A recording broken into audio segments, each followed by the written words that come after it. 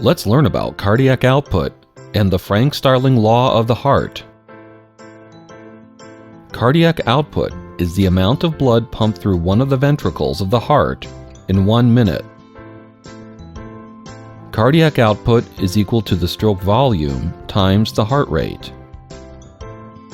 The stroke volume is the amount of blood in one ventricle.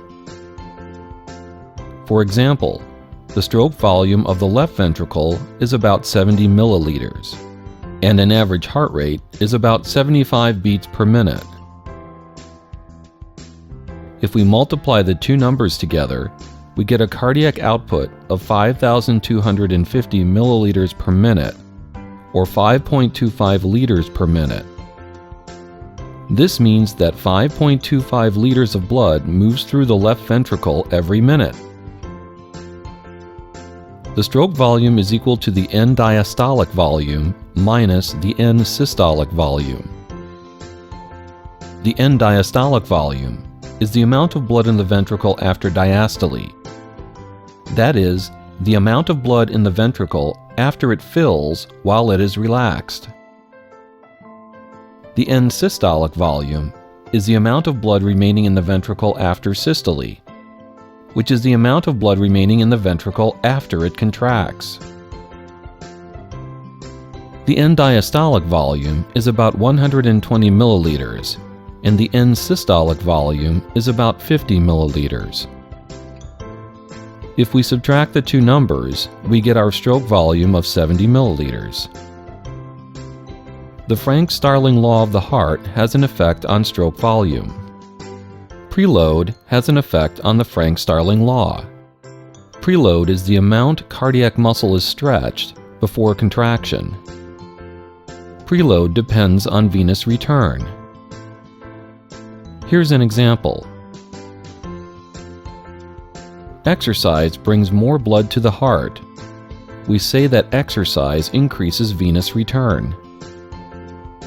The more blood flowing into the heart causes the cardiac muscle to stretch more. The muscle responds by contracting more forcefully. This is the Frank-Starling law.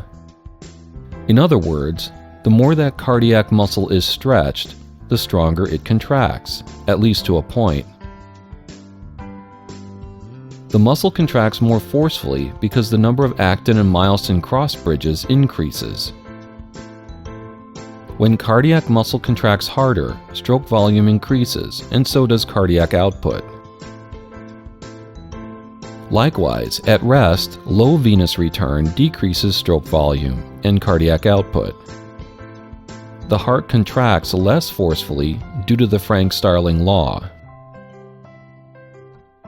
Contractility also affects stroke volume. Contractility is the strength of contraction at a given muscle length. Contractility depends on calcium influx into cardiac muscle. It does not depend on load, but does depend on calcium influx into the muscle cells.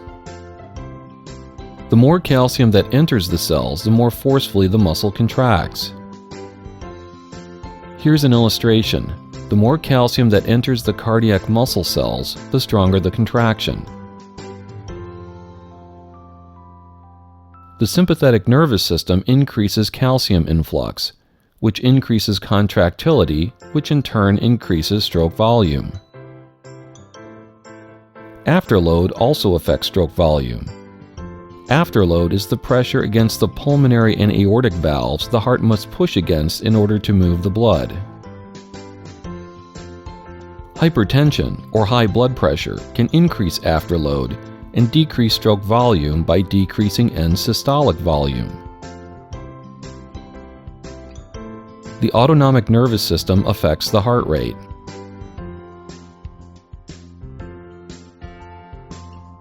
Mary the marathoner has a low resting heart rate because she has increased her stroke volume through exercise. Her cardiovascular system easily maintains cardiac output by compensating for the increased stroke volume by decreasing her heart rate. Cedric, the congestive heart failure patient, has a high resting heart rate because his stroke volume has decreased due to disease. his cardiovascular system struggles to maintain cardiac output by increasing his heart rate. We hope you have learned something about cardiac output, and see you next time.